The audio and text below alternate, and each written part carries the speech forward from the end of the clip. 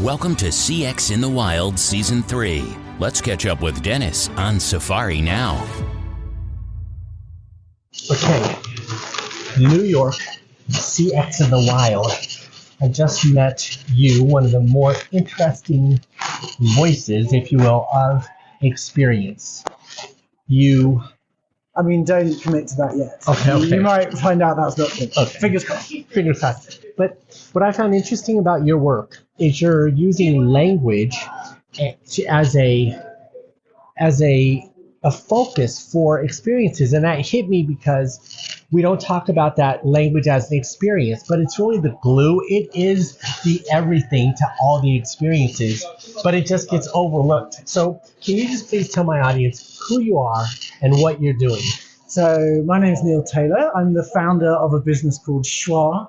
We slightly pretentiously say that we are a language and behavior consultancy. And we think about the language that businesses use for the reason that you say, because it's in everything. Pretty much every experience you're going to have of a brand or a business has some linguistic aspects to it. So almost all experiences have both words and then empty space, pauses. Yeah. Like those are the two makeups of almost all experiences. Yeah, right. But I guess what I've always found interesting is that where most brands' attention goes is kind of on the flashy stuff, it's visual stuff or whatever.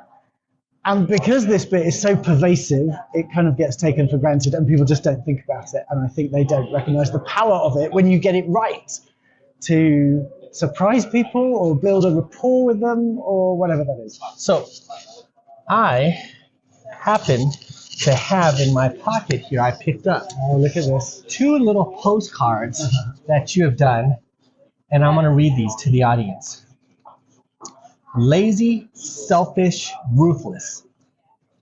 I saw this and I thought of you. I love that statement. I'm going to read one more. Stop trying to be polite, please.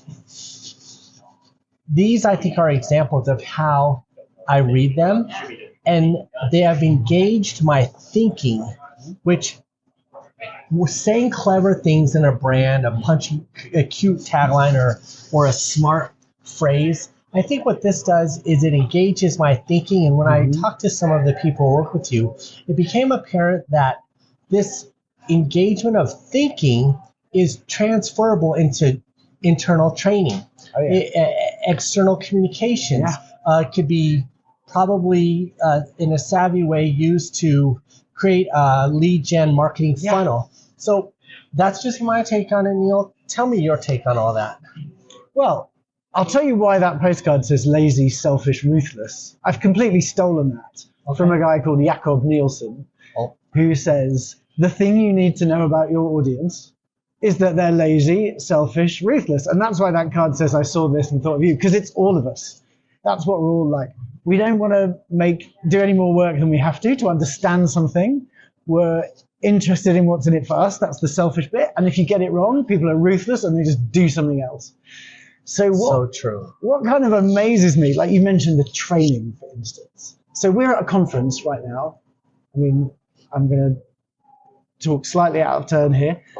Loads of us have been. We're in the wild. You can talk. You can say whatever you want. So loads of us have been to conferences. We've sat through great conference presentations. We've sat through awful conference presentations. And we know what the awful ones are like. They're 30 PowerPoint slides full of words. You're not listening to the speaker. You're trying to read the slide. Or your email. Right, exactly that. Yet weirdly, when someone tells you at work, now put together a presentation, most people don't put one together that's like the good ones that they've seen. They put one together that's like the bad ones that they've seen, because that's kind of the pattern and what they feel is the corporate expectation, and it feels like a big risk to do something more surprising or unexpected or provocative, even though deep down we all know that works better. So much of our work is us just trying to get people to go, you've got this skill already of communicating like a human being, or telling a good story, or taking someone by surprise. Why don't we just apply it at work? Okay, so this is where I want to take the turn in the conversation, because I try to express content to audiences that is about great experiences, and your work, it's not, this isn't your passion or hobby, maybe it is too, but you sell or monetize this ability to do this. And I'm curious about that whole environment, because some people want to buy this access to thinking or inspiration, and so many people don't. So, so many people think, oh, we got this. Right. And so can you talk to me? You've built a business around this. So I'd like to understand how that works, or what should I know about this? Well, I think the people who haven't bought it yet, Dennis, we know they're going to, but the people who haven't bought it yet, it's not because they disagree with what we're saying, it's because they haven't thought about it, right, usually. So the people who buy it, sometimes they've had some trigger, right? Maybe they've had feedback from customers that this bit of your process is completely incomprehensible and I don't know what to do. And they ring up and they complain. Or they ring up a call center and say, I don't know what to do. That's really expensive for your business. Where if you could have just written that thing better or in a more friendly way, maybe they would have been more likely to stick with it and sort it out on their own. So can I unpack that a little? Because so much of clever writing, the brand guys get at this super high level. They get credit for these super... But did I understand correctly that if let's say I have a product and I have some instructions that go with my product, that this is a place where you can help people? Because I got to tell you, I have so many experiences where I'm certain that the instructions were written by someone who has internal extra knowledge that I don't. Have you heard the expression, the curse of knowledge? I maybe, but... So there's a cognitive scientist called Steven Pinker, and he calls that idea the curse of knowledge. That when you become an expert in something, you forget what it's like not to be an expert. And so you overestimate how much your audience knows and how much they care. And then that's why you're having that experience of like, why is this person talking in this way that I don't understand? So much of this is put yourself in the shoes of someone who is smart and human, they just don't know what you know yet, for instance. So a big tech company we work with, the trigger for them working with us is they did some customer research. And one of their big customers said, we would buy so much more from you if we knew what the hell you were selling was. Yeah. Because they just overcomplicate it. I'll tell you this. I had a real world example of, maybe you did this work, I don't know. And I talked about this on just a recent podcast. On my flight out here, there was a store by Fort Worth Magazine in the airport. And it was one of these stores where you walk in and walk out, you swipe your credit card and it just figures out what you purchased. And no one was going in this store. And I know why. Because there was no one else in the store and there was no cashier, so you didn't know if it was open. But it also had this gate that was kind of intimidating. And from my instincts of shopping, there were some counterintuitive signals. However, I took a picture of this, and I'll show it to you. They had a poster with a couple of simple steps of how it worked.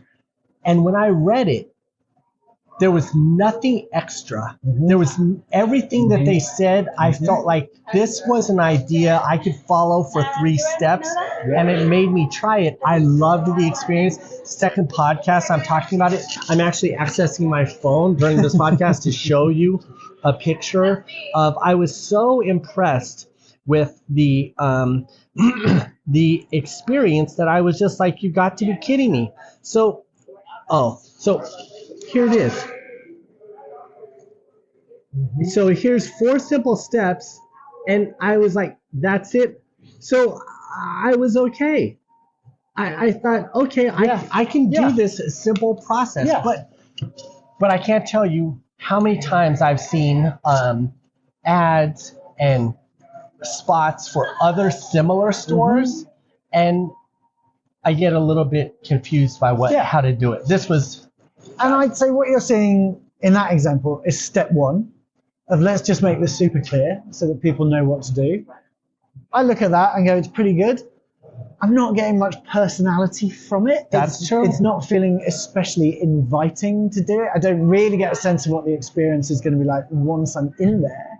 So I'd say that's step 2 that people can think about. So you can make this better. Right. So just because you're showing me an airport thing, one of the things we do in workshops quite a lot is we ask people their favorite word.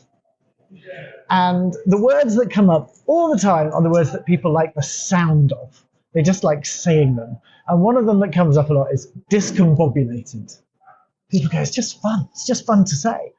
And in one of my workshops, someone said, oh, have you been to this airport? And I think it was Salt Lake City from memory. And she said, when you're through security, you know the bit after security where you're putting your shoes back on and you're repacking your bag? She said, oh, there's a sign. Oh, yeah. Yes, I know the sign. that says recombobulation zone. Yes. And I love it. I love it too. Yes. But I also think, who wrote that? Like, is that the government writing that? Is that the airport writing that? But it's this beautiful bit of human personality in a place where you're not expecting it. And when brands get this stuff really right, that's clearly not even a brand we're talking about, but when brands get that stuff right, that's what you do, is you have all these moments when you're going through an app or you're reading some communications your banker sent you or whatever that you could take to express your personality or what's different about you. That recombobulation area has to be, like, to your point, a gem in the desert of signage. And you bring that to brands. But I think, yes, and I know that you're clever. I think we're touching on the cleverness, but I think what's important not so much is that you're clever. I think what my audience, I would like them to take away from this is that cleverness is also just a thoughtful understanding of language and people, and you can apply that to everything. Right. It's not just a big ad campaign. It's what I think attracted me to talk to you is you're not trying to say, hey, we just want you to spend $1 billion on ads. No.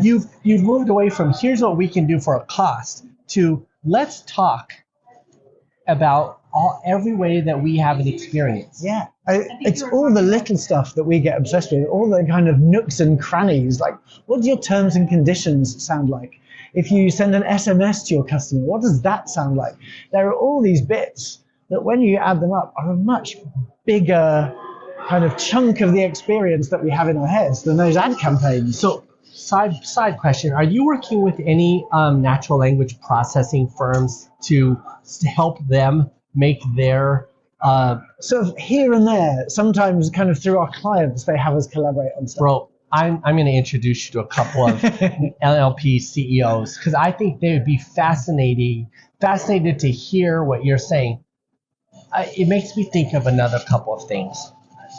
By the way, this is an unsponsored podcast, so I can talk about the craziest stuff I want. Good. All right, here's some crazy things. Yesterday, I was talking to a gentleman, and he was talking about virtual reality, the metaverse, all of these things, and trying to get my opinion on it. And I said, bro, I hear it. I play video games. I'm not sure people want to leave reality. You know, that was my position. Mm-hmm. And he said this, and it sort of like gave me a reality check, no pun intended. Mm-hmm. He said, when you call a customer care department and you want to get your flight changed or your order returned, he said, you call in and you're talking to an agent. He said, do you think that's reality? Mm-hmm. Because you're not with that agent. They are on a phone talking to you from somewhere in the world you have no visibility into, but you're interacting with them just fine. So you're not actually in reality at that point. You're in some version of it. Reality is they're sitting next to you and you're working on it together. Mm-hmm. And I thought, you know, what a wise thing to reframe my perspective, which is so arrogant. I'm like, no, I'm in reality on my smartphone. So I think therein lies this separation between what we perceive and what's real. And I say that tangentially because I think that the AI and this virtual reality piece of it my podcast, I'm going to say it. I think there needs to be more humans like you on the bridge between reality and virtual reality to make.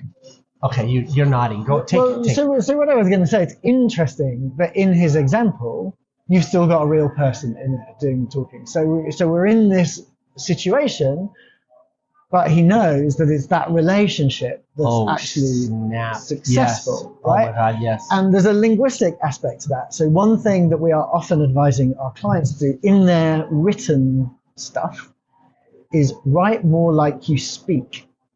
Because when we're face to face, even if that's on video or even if we're on the phone, we tend to choose a really natural level of language that does build a relationship with someone and gets them on side and all that stuff. It's not how we've been trained to write. We've usually been trained to write in a way that's much more formal, that sounds, in inverted commas, professional. But actually, when we're face to face, we don't do that. We do something else. And that is often the switch that I'm trying to get my clients to make, is do the stuff that is successful for you in real life, but like you say, that could still be at one remove. You just kind of blew my mind, because if I think talking through a phone over a voice to another voice in some other place, if I think that's reality, but it's actually something kind of tangential. Reading a piece of paper from someone who doesn't even work, hasn't worked at that company for 16 years, is got to be the most disconnected situation. Anyway, I'm learning. This is why I do these podcasts. The other thing is, I want your take. I want you to give me your personal opinion, because I find I have some supporters and some detractors on this behavior I have, which is I'm that guy who 30% of my communications are all emojis, visual symbols. I don't feel the need to type out all. I'm sharing relationships with people where they know that these symbols, like, how do you feel about that? Because I'm not even speaking English anymore. Right. But what you are doing is you're trying to add personality and tone, if you like, to your writing. That if we were face to face, you'd be doing that with your face, we'd be doing it with body language. And that is the hard part about the written word, right? Is we can't always get that stuff across in the way that we want it. And emoji allow you to do that. It gives you many more clues as to the intent behind the message. So I think that's what it's really good for. When I'm working with different brands, with some of them, I'd say, it feels really right for your brand to use emoji. It feels like it fits. And then for other ones, I'd be like, do you know what? No, it feels like you'd be a bit more restrained or whatever. That's about the personality of the brand as to whether those fit, and clearly it fits for your brand. I'm going to take that as validating. Yeah, there you go. Okay, so let's get back to why this matters to people who are listening in terms of their business. Mm-hmm. If I'm a person working on customer experiences, when do I try to find someone like you? Or like, here's my other thing. I think what I heard, you correct me if I'm wrong, when I talked to your team, they said not only do you do this, but you recalibrate and train internal teams to do this. So it's not just about hiring you. Right. You're like, hey, this is a business improvement. Mm-hmm. Talk to me about that. Absolutely. Well, so sometimes people come to us because they know they've got a problem, right? Maybe they've done some kind of journey mapping or something, and they go, we've got a real pain point here. So we can have a look at that and go, it's because we can see there's something linguistic going on that we could help fix. Sometimes they want us to look across the whole journey map and go, well, just give us our take. Where are we doing well linguistically? Where is there something better? Pause, stop. Yeah. Full stop. Wait. Because I work with so many people in the throes of journey maps. Are you telling me you go in and look at a journey map and you can sort of diagnose or put a lens on or filter across all of the touch points? Well, we'll certainly have a go. But that's not unfamiliar territory. No, we do that all the time. And sometimes we'll see, language is causing a problem there. And then in other cases you go, well, that's the process. Like, and however nicely we express it, it's not going to make a difference. You need to fix the process. I can't tell you how many times personally worked on journey maps and just felt like it literally was clear that there were 5 different business units with different cultures and thought process or lack of process in terms of their communication, their touch points. I've never thought of anyone sort of creating at least an equal or a level playing field there. I think even if you did a shitty job, it would be better than, which we don't. Yes. Just to be clear for the podcast. But yeah, it would be an improvement. And that thing you say about different business units or whatever, you're so right, because sometimes we'll spot something and we go, this is weird. Why are you suddenly sounding like this at this point? And they'll say, oh, that's where legal need us to say X or whatever. And you're like, well, that's fine, but it doesn't sound like the rest of your brand. Why have legal suddenly taken over at that point? So then it becomes a negotiation or a bit of training, and you get legal involved and you get compliance involved to say, okay, we want the customer to do something here or have a great experience. We know we've got some legal responsibility. How do we tick both of those boxes at the same time? Yeah, that's fantastic. So I think you shared so much. I don't want to belabor the subject, beat a dead horse, or whatever the saying is. I'm feeling like I'm going to have to come up with clever sayings. You don't. But what I want to say is, you do have an angle on customer experience that I've never heard before. I think that you're practicing it across journey maps, which I think it's interesting for everyone who's considering this. And furthermore, as a method of transformation within a business, everyone's looking for different ends. You seem to have a very accessible end. Right. And what I like about it is, it sounds like you can fix something to show value right away. Right. And you can train teams to nurture this transformation internally. So, yeah, so you're nodding, yes. So one of our clients said something that I always quote back. He said, what you're doing is culture change by stealth. He was like, because when I train my teams in this stuff, they think they're coming along to talk about language. And they kind of are. He was like, but what you're really getting them to think about is what kind of relationship do you want to have with your customer? And because almost everyone in the organization writes something, it means we get almost everyone in the organization thinking about that question in a way that they wouldn't normally think about it. And I'm going to say this about this stealth, because you brought it up. Full circle in this conversation. When you come in, or your team comes in, and you change one touch point to be smarter or sound better, what I think you also do is the executives who work with you, I think their PowerPoint presentations take on a little aspect of that. And what I think that does is it empowers that leader to be more effective in influence within their organization. Yeah. So I can see that. I hope my audience can see that, because the most common question, or most often barrier that I hear when I'm around the world talking about CX is, where do we start? Mm-hmm. And how do we show immediate value? And how do we use that value to parlay more support for transformation? And I just think this isn't a tech solution. This isn't a platform solution. It's like, it's right. Can I tell you a little story? Yes, please. So once we were having to sell in this stuff to the CFO of a big organization, who said, we've started spending money on language. Why? What am I going to get out of this? He was a real skeptic. So we went in to talk to him and his team. And luckily, the day before we went in, he'd sent out an email to the entire organization internally about how they were changing their expenses policy. And it was absolute gobbledygook, and no one understood what it was talking about. So we went in and we said, Ramon, we've rewritten your email that was like 10 paragraphs, and we cut it down to 2 paragraphs that said, here's what's changing and here's why we're doing it.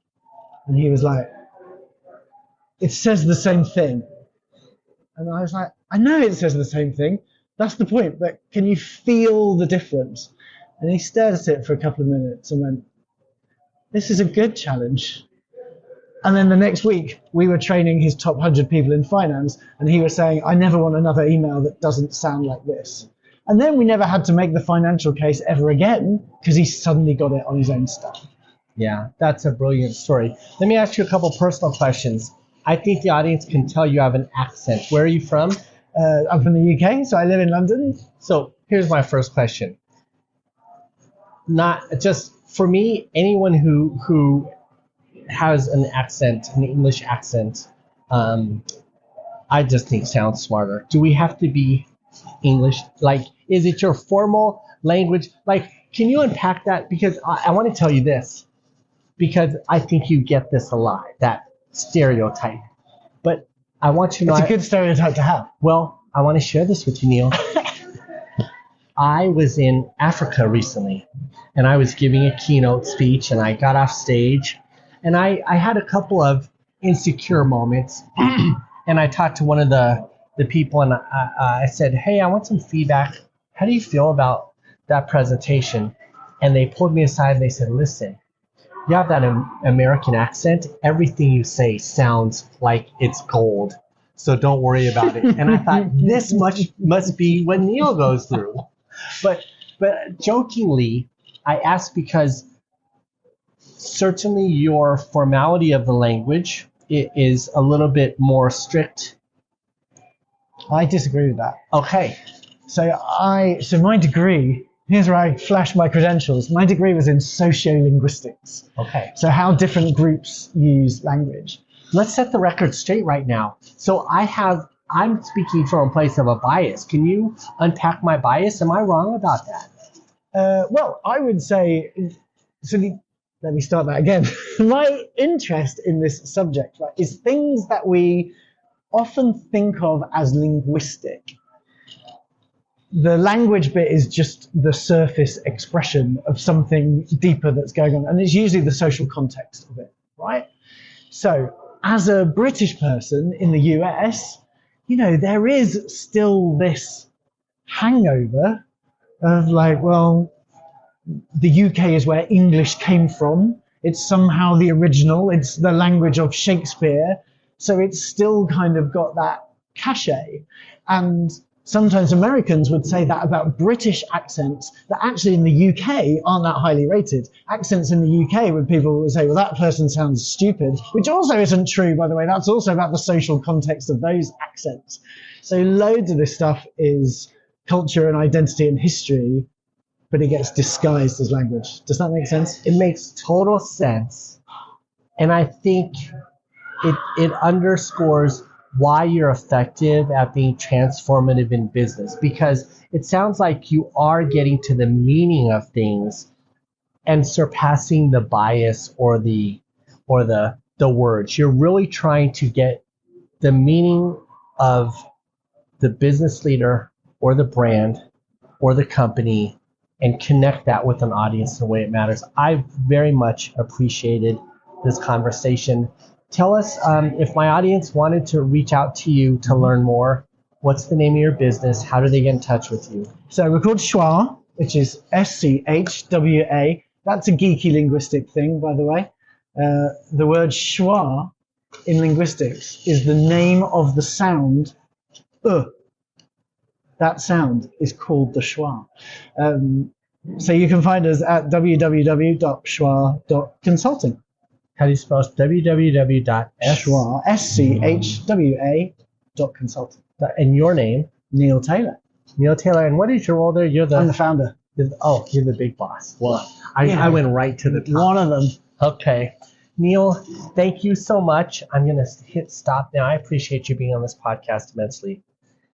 Thanks for coming on this adventure. To catch up with Dennis for CX news and industry events, visit www.denniswakabayashi.com.